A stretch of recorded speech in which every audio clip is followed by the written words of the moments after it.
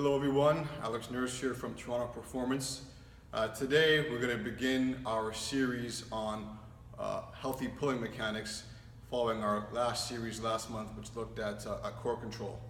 So for this series, what we're going to be looking at is how to develop a healthy pulling program and keeping our shoulders healthy while doing so.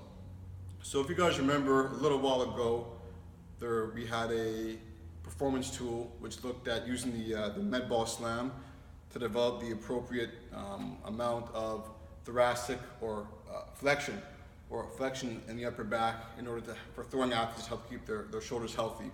So essentially, if you guys remember that video, the takeaway message from the video was that wherever our arm bone goes, so our humerus or our limb goes, we want our shoulder blade or our scapula to also go. And so for throwing athletes, it's no different than it is for pulling, which is what we'll be looking at today, starting with the horizontal pull.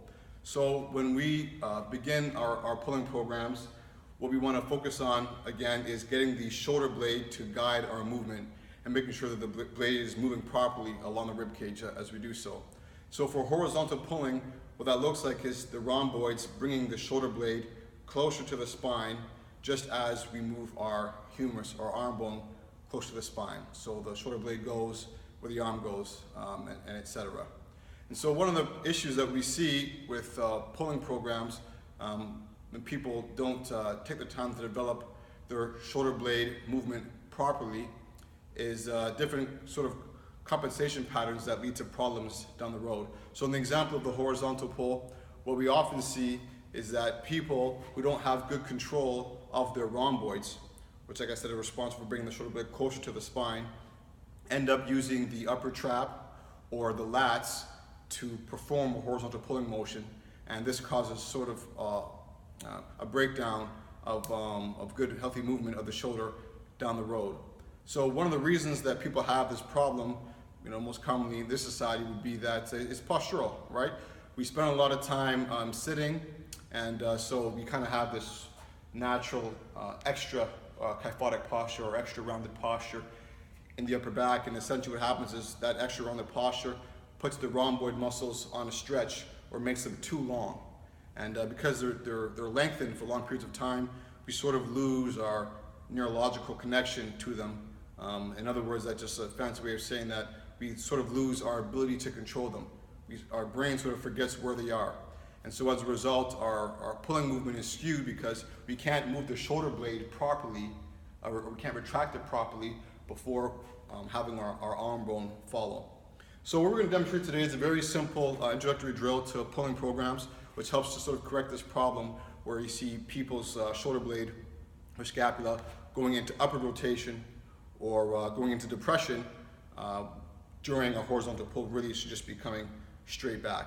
So I'll give you an example to show here on this table what not to do and what we want to do. So in the beginning of pulling program, we want to make sure that our rhomboids are being effectively recruited, not anything else. So a good little drill for that is to kind of lie on a table, if you kind of elevate the surface and have your chin and your face hang over the edge. And you're going to have your arm hanging off, and without bending the elbow, because we want this to be focused on our shoulder blade and not the actual arm itself, what we want to do is work on bringing the shoulder blade straight in, like that.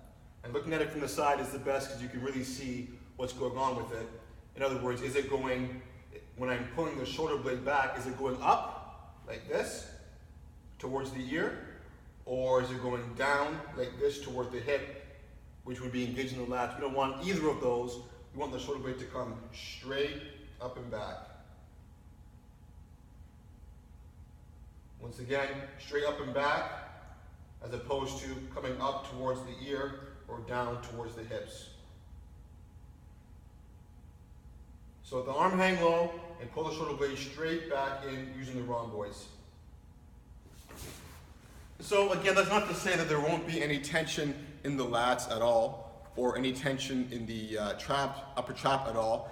It's just to say that those muscles shouldn't dominate the movement. They shouldn't be the first muscles to fire in that movement. It should be the rhomboids, bringing the scapula straight back into retraction and not up or downward. Okay guys, that's it for our intro to pulling. Once again, please subscribe and follow us to get more information on the rest of this pulling series. All right, thanks guys, see you next time.